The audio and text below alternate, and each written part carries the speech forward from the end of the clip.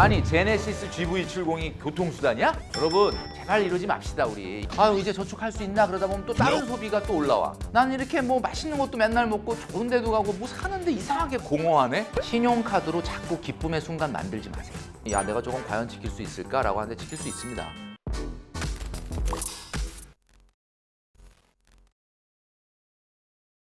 자 3위는 뭐냐면 여의도가 내 직장이야. 근데 이 바로 코앞에다가 집을 마련하면 어떻게 되겠습니까? 여의도가 이것도 엄청 비싸거든요. 네. 초직주 근접을 해가지고 자기 월소득의 주거 비용이 15% 이상 나가는 습관. 월급 300이면 45만 원이죠. 이 서울 같은 경우 또 수도권 또 지방에 계신 분들은 광역시 이런 경우는 기본적으로 대중교통이 발달돼 있기 때문에 도어투도어로 출근 시간은 1시간이 정상입니다. 아, 1시간이 평균이라는 네, 평균입니다. 말씀이죠? 그 정도는 하셔야 돼요. 그 정도를 안 하고 더 그거보다 편하겠다? 그건 돈이 나가는 거잖아요. 직주 근접은 저도 하라고 권하기는 하는데 1시간보다 출퇴근 거리가 더 가는 거는 낭비예요. 그렇지만 초직주 근접은 안 된다. 아니 그걸 왜 이 회사 바로 코앞에다가 얻어버리면 나는 그냥 8시에 일어나갖고 눈곱만 떼고 그냥 건널목 건너서 출근하는 거야. 가깝게 살면 좀 더 늦더라고요. 여러분들이 회사에서는 뭐 일하고 수명 업무 받고 막 정신없고 막 이러잖아. 생각할 시간이 없어요. 근데 1시간 정도 내가 오늘 회사에서 어떤 일을 처리해야 되지? 내가 이번 주를 어떻게 보내야 되지? 이런 어떤 명상과 사색을 할 시간이 현대인이 없단 말이에요. 그래야 이제 출근 시간에 그걸 하셔야 되는 거예요. 그러니까 1시간은 기본인 거예요.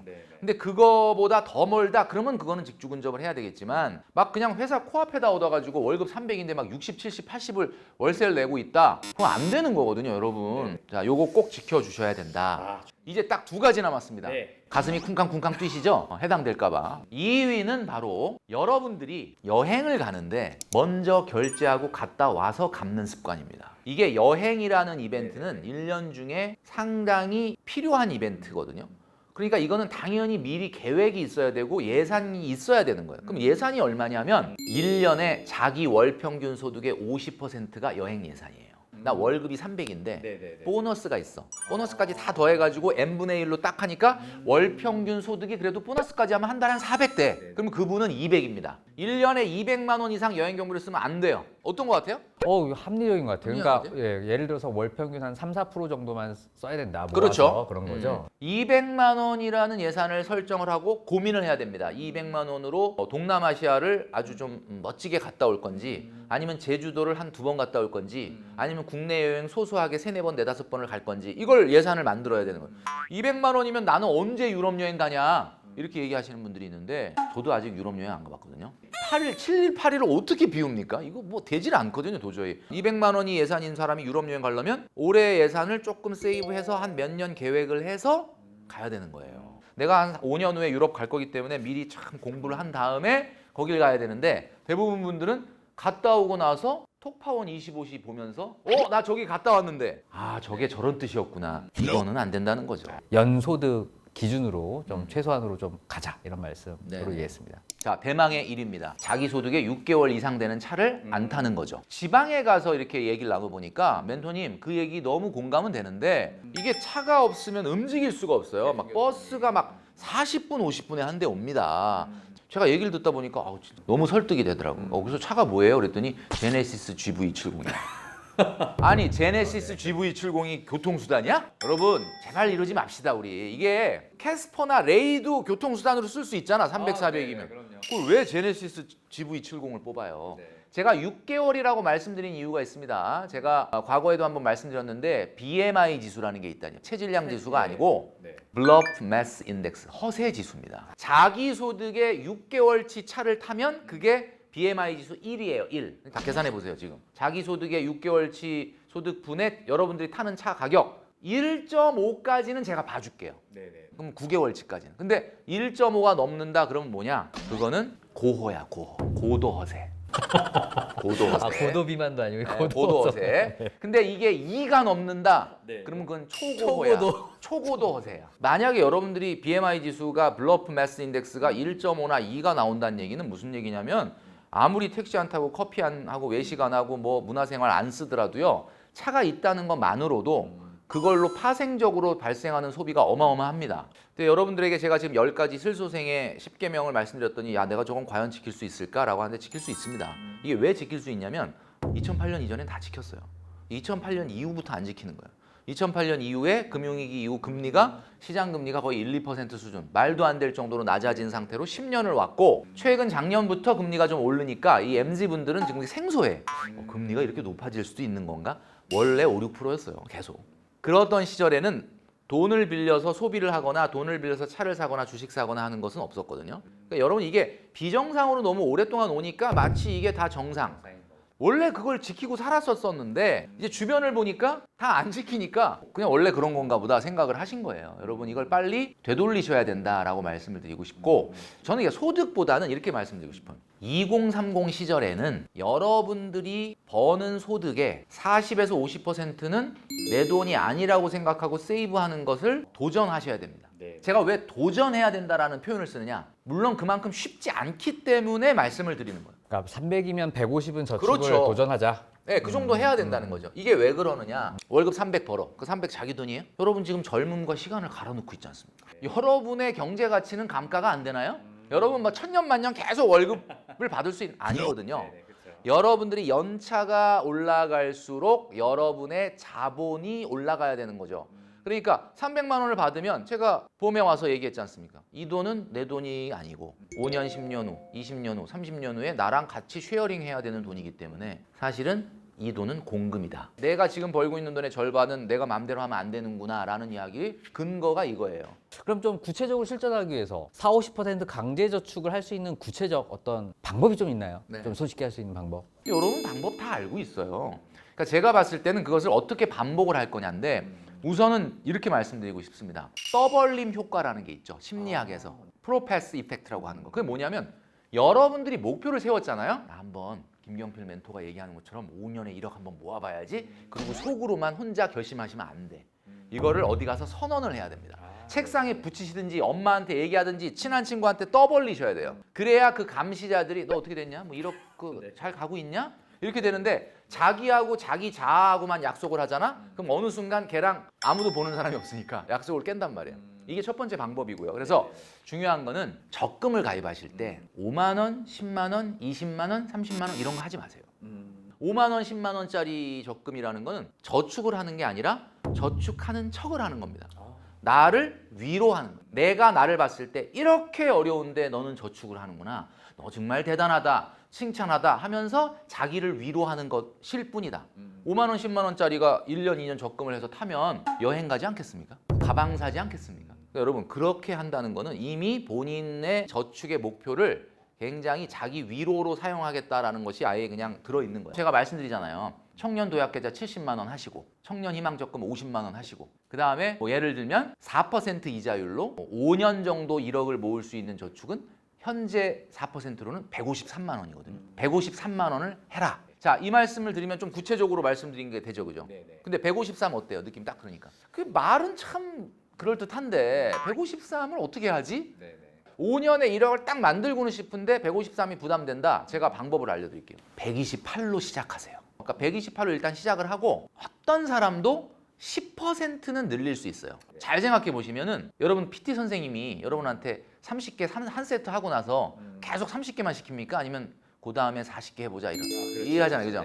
하다 보면 조금은 더 할 수 있거든. 그러니까 128만 원을 했다는 얘기는 내년에 12만 8천 원짜리 적금을 하나 정도는 할 수 있어. 그건 내년에 또 임금이 올라갈 수도 있고. 이렇게 해서 5년을 가도 1억이 되거든요. 그러면 난 어차피 153은 물리적으로 안 되니까 나는 그냥 안 할랜다. 이렇게 하지 마시고 일단 128로 시작을 하세요. 제가 264 월드컵 적금을 딱 시작했더니 한 달 내고 두 달 냈더니 이제는 빼박이야. 무조건 월드컵 가야 돼. 그리고 일단 1억은 모이는 거지 않습니까? 자, 이렇게 하시기를 저는 말씀드리고 싶다. 저희가 김경필 멘토님 오신다고 하니까 긴급 SOS 사연을 또 보내주신 분이 계십니다. 한번 좀 조언을 조금 부탁드려야 될 것 같아요. 사연부터 한번 들어보겠습니다. 안녕하세요. 현재 개발자로 일하고 있는 37살 직장인입니다. 얼마 전 대학 동기 모임에 나갔다가 친구들 자산 상황을 듣고 큰 충격을 받는 일이 있었습니다. 평균 현금 자산 1억 2천 이상에 차는 기본이고 심지어 벌써 내 집 마련까지 성공한 친구 녀석도 있더라고요. 그에 반해 올해로 직장생활 6년 차에 접어든 저는 지금까지 모은 돈이 고작 3천만 원도 안 든 상황입니다. 차는커녕 여자친구 없는 지도 꽤 됐고요. 월급도 실수령액 월 550만 원 정도로 친구들보다 높은 편에 속하는데 저는 그동안 뭘 한 걸까요? 유일한 취미가 있다면 골프 정도인데 그마저도 필드를 자주 나가는 편도 아닙니다. 결혼해서 아이까지 낳은 친구 녀석을 보니 이대로는 결혼도 못하겠다는 생각에 미래가 암울합니다. 대체 뭐가 문제인지 저 좀 대놓고 제대로 돈줄 좀 내주세요. 혼날 것 같다는 느낌이 팍 드는데, 네. 뭐 우리 정 박사님 보기에도 뭐 혼낼 네. 포인트가 좀 보이시나 보네. 아, 이제 저도 하도 이제 많이 배워가지고. 네. 일단 이분이 개발자세요. 개발자들이 원래 소득이 좀 높은데. 이분 그렇죠. 뭐 37살에 네. 술 수령액 술- 기준으로 550. 와, 이건 뭐 거의 억대 연봉이죠. 뭐. 역대 연봉에 가깝네요. 그 대학 동창 모임에 나갔다 이런 말씀드렸는데 동창 모임을 끊으십시오. 예, 일단 그 동창 모임에 나가서 이야기를 들어보니 다른 친구들은 같은 나이에 뭐 결혼도 하고 뭐 돈도 많이 집도 모아놓고. 있고 그러면 차에다가 뭐 이렇게 얘기하는데 그게 한 인물일까요? 이게 무슨 얘기냐면 결혼한 친구도 있고 집 있는 친구도 있고 차도 아주 좋은 차 타는 친구가 있는데 이거를 갔다 와서는 이렇게 결합을 해서 생각을 하시는 것 같긴 해요. 만약에 진짜 그 한 친구가 결혼했는데 37에 벌써 집도 있고 여기서 말하는 건 아마 아파트 그 다음에 뭐 좋은 차를 탄다라면 그분은 제가 봤을 땐 본인의 능력이라기보다는 엄마 찬스 이럴 가능성이 있죠. 그러니까 뭐 그런 건 신경 쓰지 않으셔도 되는데 그렇다 하더라도 이분이 경제활동 6년 7년을 하고 이렇게 높은 소득으로 3천만 원을 모았다라는 건 혼나야 되는 건 맞죠. 일단 딱 눈에 띄는 건 이거예요. 제가 전 영상에서 한번 말씀드렸지 않습니까? 문화 레저 비용은 몇 퍼센트가 돼야 된다? 15%. 15%. 15%가 돼야 된다가 아니라 안 돼도 되는데 된다면 반드시 15%가 넘으면 안 된다. 근데 이분의 지금 소득 지출 내용을 한번 우리가 받았지 않습니까? 네, 한번 구체적으로 한번 볼까요? 네, 쫙 보시면 네네네. 고정 지출, 변동 지출, 기타가 기타. 있어요. 여기서 제가 딱 눈에 띄는 게 네. 골프입니다. 골프가 100만 원. 근데 이게 왜 그러냐면 네네네. 여러분 아시겠지만 네. 골프는 두 가지 패턴이 있어요. 비기너가 있고 베테랑이 있거든요. 비기너는 뭐야? 이 막 시작했는데 너무 재밌는 거야. 그렇죠. 막 90돌이, 100돌이 막 옛날 레슨 받고 연습하고 어떻게 한번 나가볼까? 안 되면 스크린 가고 막 이런단 말이에요. 상비 또 쇼핑하지. 그러니까 한 달에 100만 원 들어가는 겁니다. 자기가 얘기하면서도 미안해가지고 자주 나가는 편은 아닌데 제가 봤을 땐 자주 나가는 거예요 이거. 100만 원 나누기 0.15 하면은 667만 원 나옵니다. 그러니까 실수령액으로 667만 원이 넘지 않으면 밀어붙이면 안 되는 거야. 근데 이분이 550이잖아. 안 되는 거죠. 정말 살을 도려내는 아픔이 있을지라도 골프를 끊으셔야 됩니다. 그리고 골프에서 느끼는 만족과 행복을 느낄 수 있는 다른 운동 많거든요. 그런 걸 하시고요. 골프가 왜 이 나이 때 위험하냐? 골프를 치러 가잖아요. 굉장히 성공한 것 같은 착각이 들어.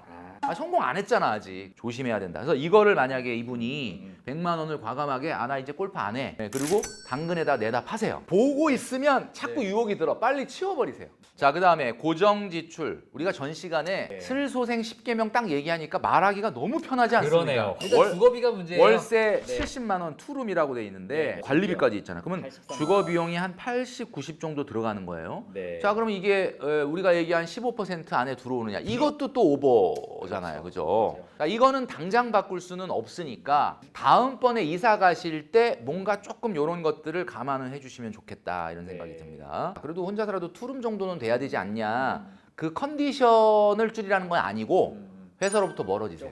조금 출퇴근할 때 사색의 시간을 가져라. 저는 그렇게 말씀드리고 싶습니다. 세 번째는 뭐가 있을까요? 자, 식비가 한 달에 100만 원, 배달 외식이라고 되어 있는데 아주 높은 편은 아닌 것 같아요. 1인 가구 치고는. 근데 이게 배달과 외식에서 아마 점심 식사하는 것도 다 포함이 돼 있다면 오히려 이 엥겔 지수는 제가 봤을 땐 이분은 나쁜 편은 아닌 거죠. 워낙 요즘 고물가에 비한다면 이 외식은 연애를 하면 급격히 늘어납니다. 그냥 곱하기 2 하면 되는 건가요? 근데 곱하기 2까지는 아니겠지만 그러니까 지금 이분이 요게 좀 뼈 아픈 게 다른 건 다 좀 돈줄남이 지적을 하면서 좀 약간 많다 그러는데 식비가 왜 이렇게 적냐? 지금 연애를 안 하고 있다. 상당히 요거는 좀 전 지적사항으로 빨리 연애에 복귀하셔서 식비를 올려야 된다. 요건 올리셔야 된다. 이렇게 말씀드리고 싶고 커피 25만 원. 이건 어떻게 생각하세요? 커피 25만 원 좀 과하네요. 제가 봤을 때도. 그죠? 이거 딱 보면 이거는 하루에 2잔은 무조건 테이크아웃 하는 각인데 제가 봤을 때는 별다방, 콩다방에서 메가나 백이나 그죠 컴포즈로 내려가면 2잔으로도 요거 충분히 되면서 조금 더 줄일 수 있지 않을까 이런 생각을 하게 되고요. 교통비 10만 원 굉장히 적네요. 이분이 좀 그래도 상당히 칭찬할 만한 거는 골프는 치시면서 차가 없어.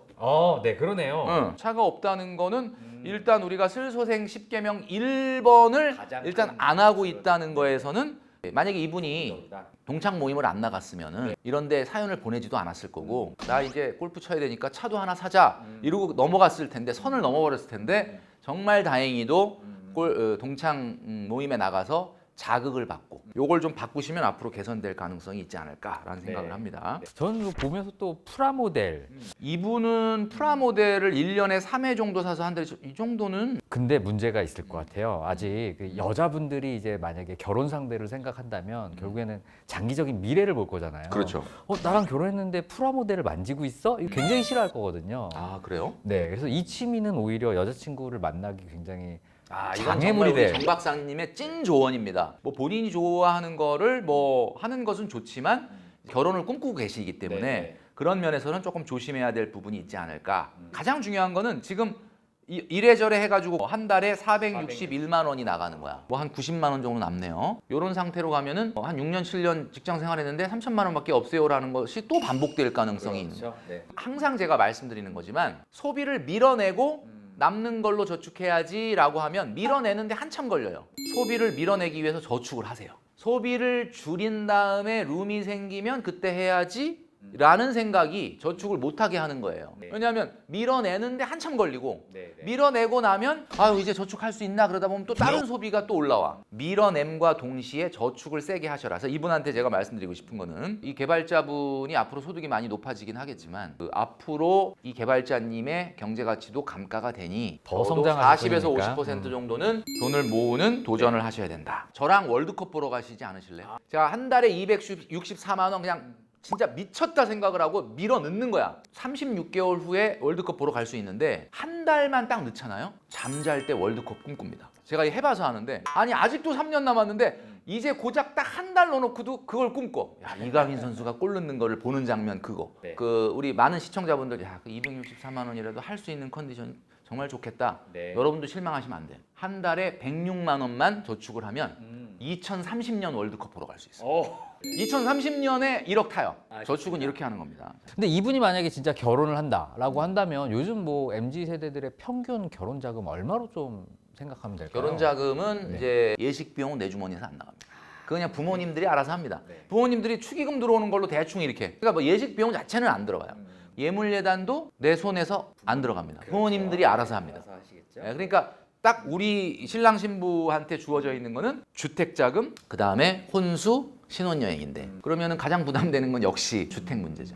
주택 문제는 두 분의 소득, 그러니까 이제 2인 가구가 되면 소득이 커지잖아요. 2인 가구의 15% 이내로 주거비를 쓸 수 있는 전세자금 대출이나 월세로 일단 시작을 하셔야 되는데 저희 때만 해도 집들이가 기본으로 따라왔어. 그러니까 집을 구할 때 눈치가 보이는 게 그럼 몇 달 있다 친구들을 불러야 되는데 너무 이렇게 남루한 데다가 하면 안 되니까 우리 형편에는 지금 아파트는 아닌데 막 일부러 무리해가지고 그 친구 집들이 갔다 오고 나니까 나도 아파트 하자. 그랬단 말이에요.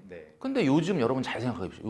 요즘은요 집들이 안 합니다. 신혼집이 어떤지 잘 안 보여줘도 되거든요. 되도록이면은 빨리 내 집 마련을 가기 위해서는 주거 비용은 최대한 줄여서 신혼집 예쁘게는 꾸미되 막 처음부터 너무 핫한 곳에 너무 넓은 집을 구하지 마라. 그러면은 사실 혼수하고 신혼여행 남은 거잖아. 한번 생각해 보세요. 혼수하고 신혼여행 두 사람이 맘만 먹으면 진짜 줄일 수 있거든요. 한없이 커질 수도 있지만 맘만 먹으면 뭐 혼수? 그냥 뭐 원래 같이 자취할 때 쓰던 거 있잖아. 그거 갖다가 이렇게 해도 돼요. 좀 뭐 아주 굵직굵직한 것만 좀 사고 신혼여행? 여러분 아시겠지만 이것도 또 줄이려고 그러면 얼마든지 또 합리적으로 줄일 수 있거든요. 지혜롭게 하십시오. 우리가 행복한 결혼 생활을 꿈꾸고 있지 않습니까? 우리 정 박사님 같은 경우는 행복이라는 단어가 좋으세요? 기쁨이라는 단어가 좋으세요? 행복이 조금 더 길 것 같아서 행복이 좀 더 좋아요. 기쁨과 행복을 물어보면 대한민국 사람들은 95%가 행복을 선택한다고 합니다. 왜? 기쁨은 순간인 것 같고 느낌인 것 같고 행복은 뭐죠? 어떤 상태야. 좀 지속될 것 같아. 그래서 사실 이게 언어적으로 보면 행복은 컨디셔널하다 이렇게 얘기합니다. 굉장히 조건적이죠. 그래서 어떤 조건이 충족되면 행복하고 조건이 충족 안 되면 안 행복. 난 돈은 한 몇 년 후에 이 정도 모았으면 좋겠고 회사에서 이 정도는 유능해졌으면 좋겠고 뭐 그런 어떤 상태의 조건이 됐을 때는 행복한 거예요. 근데 기쁨은 무조건적, 언컨디셔널하다 그러죠. 그러니까 여러분 행복해지고 싶습니까? 여러분도? 그러면 제 말을 잘 들어보세요. 진짜 행복해지고 싶으면 신용카드로 자꾸 기쁨의 순간 만들지 마세요. 신용카드로 자꾸 기쁨의 순간을 만드는 이유가 혹시 그거 하면 행복해질까 싶어가지고 하는 건데 행복하고 거리가 멀어요. 신용카드로 맛있는 거 먹으러 가고 신용카드로 핫플레이스 가고 신용카드로 뭐 사고 그러면 이거는 기쁨의 순간은 만들어집니다. 근데 그게 기쁨의 순간을 만들수록 행복의 상태에서는 멀어지는 거야. 결제할 때 아픔이 그러니까. 있죠. 네. 자꾸 기쁨의 순간을 행복으로 착각해갖고 자꾸 기쁨의 순간을 만드니까 나는 이렇게 뭐 맛있는 것도 맨날 먹고 좋은 데도 가고 뭐 사는데 이상하게 공허하네? 그게 행복의 상태에서 멀어져서 그래. 해피 모멘트를 추구하지 마시고요. being happy를 추구하셔야 돼요. 행복의 상태로 나아가시는 것이 여러분들의 행복을 쟁취하는 길이다. 그래서 2024년엔 비잉 해피를 통해서 이분도 배우자를 또 맞이하시고 행복한 이런 상황이 되셨으면 좋겠습니다. 노후를 어떻게 해야 돼? 라고 이야기하시면은 사실은 저는 재테크는 20-30%라고 봐요. 나머지 60%는 뭐죠? 5가지를 해야 돼, 5가지. 5가지. 이게 뭐냐면 네.